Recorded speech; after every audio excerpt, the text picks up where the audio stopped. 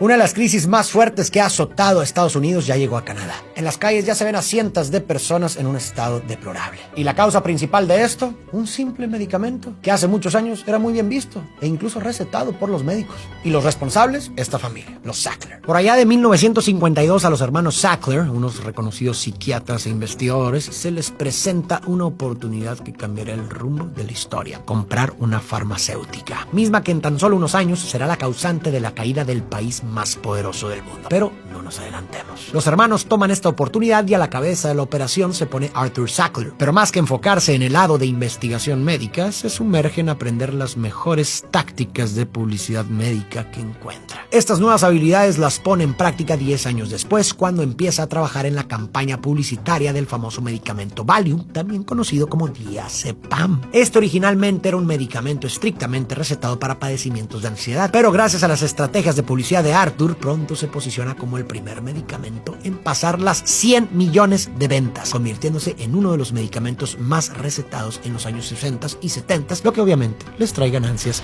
millonarias. Arthur logra este éxito en el mercado cambiando la narrativa del uso del medicamento, creando una campaña publicitaria basada en el eslogan "reduce la tensión psíquica". Aunque Valium sigue siendo un medicamento para tratar la ansiedad, la gente comienza a acudir a consultorios médicos con la idea de reducir su tensión psíquica sin estar seguros de la causa de esta misma. Estos resultados le abren los ojos, dándose cuenta del potencial económico que esto le puede traer. Oportunidad que, para la desgracia de millones de personas, está por aprovechar muy bien. En los años 80, el sector de hospicio empieza a experimentar un crecimiento. Este sector se enfoca en el alivio y el dolor de pacientes de enfermedades terminales, y la farmacéutica de los Sackler no desaprovecha la oportunidad lanzando el medicamento MS-Contin, un fármaco a base de morfina desarrollado para reducir el sufrimiento en pacientes con cáncer. Recordemos que la morfina tiende a ser sumamente adictiva, pero en este caso el medicamento no levanta sospechas en adicción debido a que se utilizaba en pacientes que estaban a punto de saludar a San Pedro, o sea, a punto de fallecer. Sin embargo, poco después de salir al mercado, este medicamento empieza a ser administrado al público general, convirtiéndose en el precursor del medicamento que pronto será el causante de la epidemia de opioides. Esto es importante porque es el primer paso del camino al desastre. Ahora puede que sea un poco obvio, pero recordemos que por ese momento la información sobre el potencial adictivo que los opioides tienen no es muy conocida. A medida que la ciencia detrás del dolor está creciendo, nuevas moléculas sintéticas, cada vez más potentes, se comienzan a desarrollar. Es así como Purdue Pharma en 1996 lanza Oxycontin como un analgésico de liberación prolongada, promocionándolo como un tratamiento eficaz para el dolor crónico. Oxycontin resalta del resto del mercado por su alivio sostenido del dolor de hasta por 12 horas, lo que permitiría a los pacientes tener un mejor control sobre su dolor y mejorar su calidad de vida. O al menos eso era lo que Purdue Pharma les haría creer. A partir del lanzamiento y en los siguientes 6 años, Purdue se llenará de festejos, ganancias y alegrías. No obstante, nadie sabe que en el fondo esta empresa está gestando un monstruo de magnitudes nunca antes vistas. Una pandemia silenciosa esperando el momento correcto para desatarse. La estrategia de marketing se está convirtiendo en algo jamás antes visto. Durante los años de 1996 a 2001, Purdue lanza esta estrategia de marketing audaz y sin precedentes para promover su nuevo medicamento. Más de 40 conferencias nacionales serán organizadas en lujosos centros turísticos de Florida, Arizona y California, atrayendo a miles de médicos, farmacéuticos y enfermeras. Claro que con todos los gastos pagados, con el fin de capacitarlos sobre los beneficios de Oxycontin en el manejo del dolor para hacerlos parte de su equipo de oradores. A la mano del creciente éxito de Oxycontin, también lo hacen los bolsillos de los directivos, médicos y, por supuesto, los representantes de ventas. Purdue, con el fin de incentivar aún más a sus representantes de ventas, crea un sistema de bonificación lucrativo. Cada venta exitosa de Oxycontin se recompensa con un atractivo bono, lo que motiva a los representantes a promover agresivamente el medicamento en sus territorios, incluso si esto significa convencer a los médicos de recetárselo a personas que no lo necesitan realmente. Como vemos, las tácticas aprendidas por Arthur se están perfeccionando. Como siguiente estrategia, lanza un programa de cupones para nuevos pacientes. Los cupones ofrecen un suministro gratuito de Oxycontin de 7 a 30 días, permitiendo a los pacientes probar el medicamento sin costo inicial. Esta táctica atrae a una gran cantidad de nuevos pacientes, impulsando aún más las ventas de Oxycontin. Para el año 2001, un total de 34,000 cupones han sido canjeados. A finales de los 90 se ven por todos lados los videos publicitarios generados por Purdue, los cuales consisten en gran parte de grabaciones de médicos médicos especializados en el tratamiento del dolor hablando de cómo la mejor alternativa para tratar el dolor eran los opioides, mismas sustancias que ellos aseguran no son tan malas como la gente cree, ya que mucho menos del 1% de los pacientes sufren problemas de adicción, cosa que hoy en día sabemos que es una mentira rotunda. Toda esta información es difundida por médicos e investigadores reconocidos pertenecientes a centros de investigación a los cuales Purdue Pharma realiza donaciones entre comillas, esto con el fin de que realicen folletos o videos informativos sobre el tratamiento del dolor. Y como si todo esto no fuera suficiente, Purdue, buscando expandir su mercado, comienza con una promoción agresiva para el uso de Oxycontin para el dolor no maligno, no relacionado con el cáncer, o sea, prácticamente cualquier dolor, convirtiéndose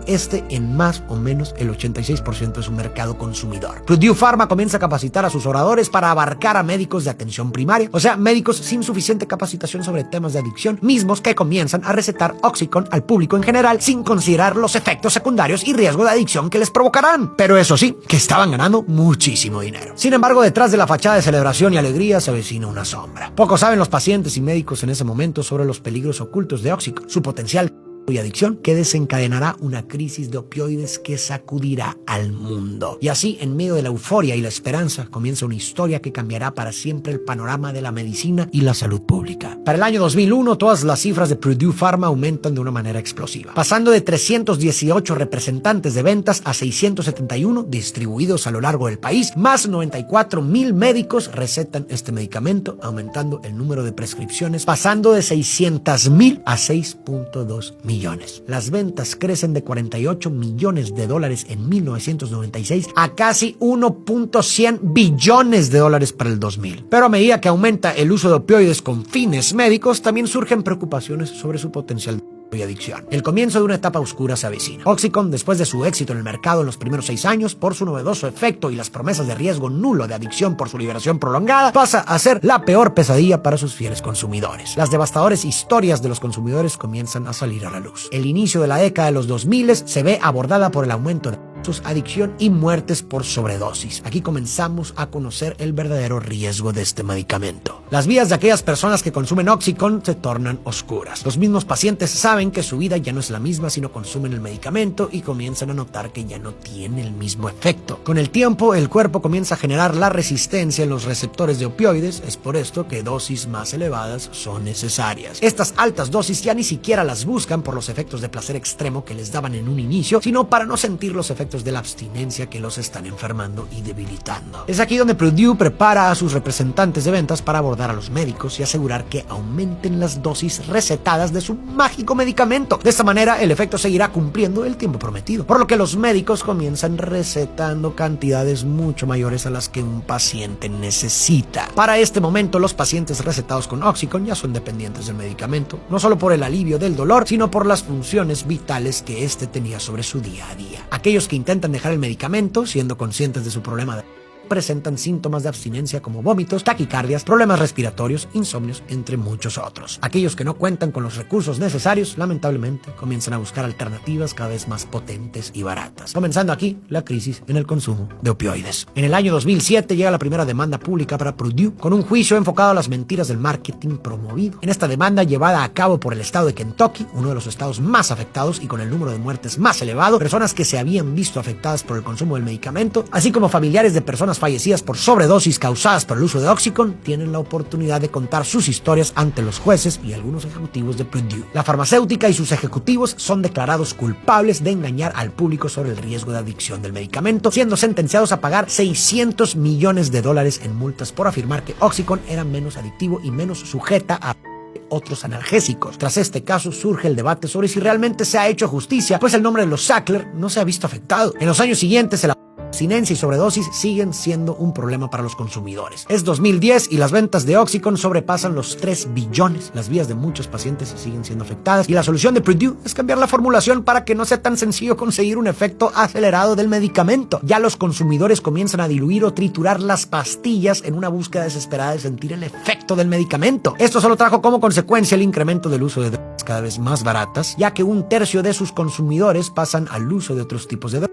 y el 70% de ellos comienzan con el uso de Muchas personas inocentes pierden el rumbo de sus vidas y a muchas otras les costó la vida. Miles de historias siguen dándose a conocer. Didi Yoder, madre de Christopher, una de las tantas muertes provocadas por el uso de Oxycontin, narra cómo Chris, a sus 14 años, por un accidente deportivo, fue víctima de una cirugía que terminó siendo tratada con Oxycontin. A su corta edad, Chris solo quería salir de esa lesión para volver a realizar el deporte que amaba, pero poco a poco su vida fue perdiendo el rumbo. A la corta edad de 21 años muere por uso de drogas. Pues el haber comenzado con el uso de opioides lo llevó a la sobredosis de él.